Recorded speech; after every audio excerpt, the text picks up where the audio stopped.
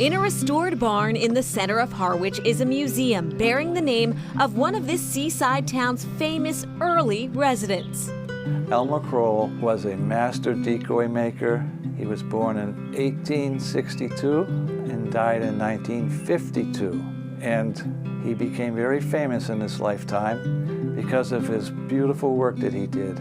The Harwich native started making wooden duck decoys as a young teenager when duck hunting was at a high point on Cape Cod.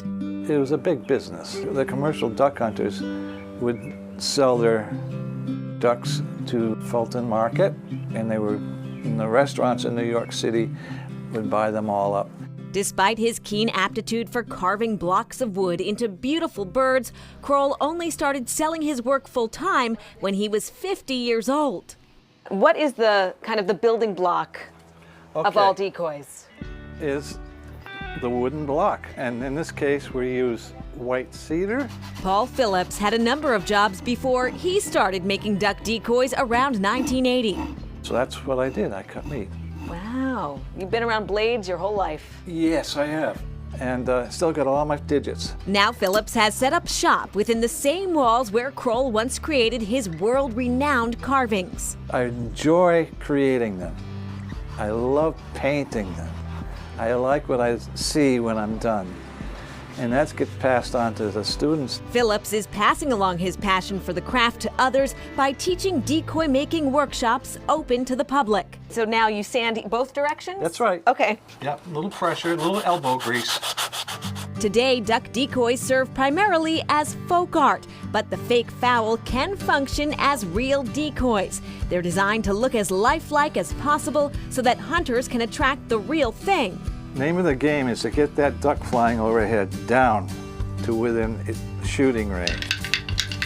The stuff I make myself is hollow. I always throw a little lead shot in there before I seal it back up. The commercial duck hunter liked a lighter decoy is because he had anywhere from a dozen to 2 dozen of these decoys slung over his shoulders as he was tramping across the marshes to get out to his duck blind. So he would always ask the duck maker, please make them hollow.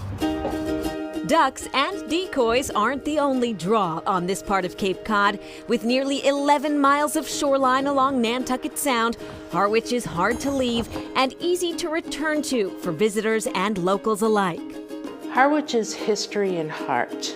Lynn Zalisak was born and raised in this town of 13,000, which triples in population each summer. After college, she found work as a teacher in Texas, then moved back to the Cape in 2020. The town has gotten a little bit bigger. There's a lot of new construction. There's also a lot of the old buildings that have disappeared. A member of the Harwich Historical Society, Zalisak is working to preserve the historic buildings that still stand. One of the reasons people come to Cape Cod is to see the history. This is where it all began. This Doric-style Greek revival was constructed in 1844, Cape Cod's first high school, Pine Grove Seminary. We had people coming from all over the Cape and the islands to come to school here. It cost $4 for a course. Renamed for the school's founder, Sidney Brooks, Brooks Academy is now home to the Historical Society and its museum. It's also in the midst of a 5-year, $1 million renovation. It became a mainstay for the town, so it is a special building. The Brooks family made its mark in Harwich, contributing to the town's development in ways that are still serving the community. Brooks is the family, originally called Broadbrooks. They were amongst the original settlers and original purchasers of land here. There's the Brooks Free Library, Brooks Park, and the family helped fund the construction of the First Congregational Church.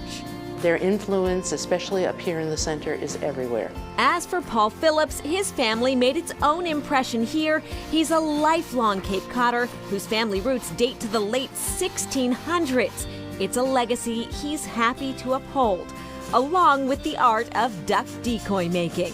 What do you love about this part of the Cape? The people. They're so friendly.